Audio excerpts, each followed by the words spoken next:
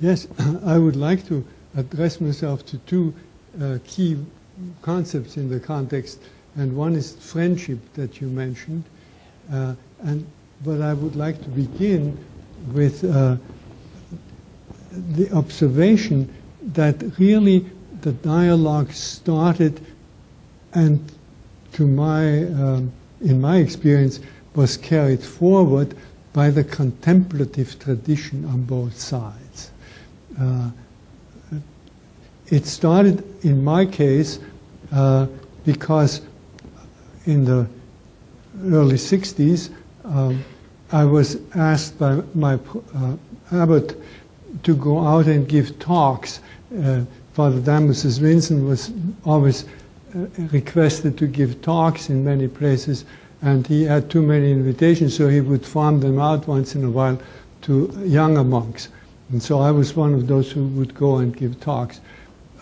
We usually went to universities, and they usually, whatever the topic was, were interested in monastic life. So even when we were talking about very different topics, they would always bring it to monastic life. My first shocking experience of that was when I was talking at NYU about the symbolism of the church, very academic talk. And afterwards, the first question, what's the sex scene like in a monastery?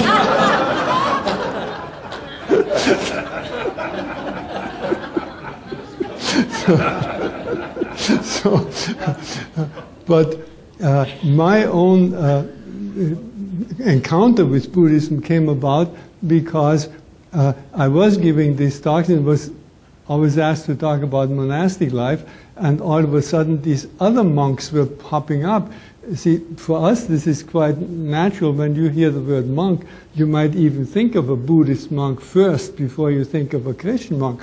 But in the 60s, monk, if it meant anything, meant a Christian monk. And the idea that there were other monks, that just wasn't around. So all of a sudden they were popping up, and there were a few Buddhist monks and a few Hindu monks. And so I felt, out of intellectual honesty, to have to read up on them and find out in what way were they monks, how do we relate to them, and so forth. So I got this book by D.T. Suzuki, The Training of a Zen Buddhist Monk. And I was absolutely amazed at the parallels. I just couldn't believe it. It seemed to me like this was our training. So I mentioned that to friends, and they said, oh, you should meet a real monk and talk it over with him.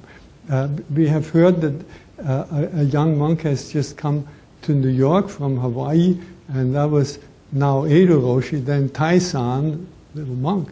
And the next time I had an opportunity to go to New York, I called him up, and I said I wanted to meet him. And so we did meet, and we did not waste 1 minute on small talk. It was just incredible. I mean, we took one look at one another. We met, actually, I've told the story many times, in front of the Metropolitan Museum of Art. He said, because that was the only place in New York that he could find, he had just recently come to New York, and I thought, oh, we would just go in and look at Oriental art, and then we don't have to talk much. But we never went into the museum. We just took one look at one another. It was like we had been brothers forever. We sat down on a bench and we talked for hours and hours about all the important things.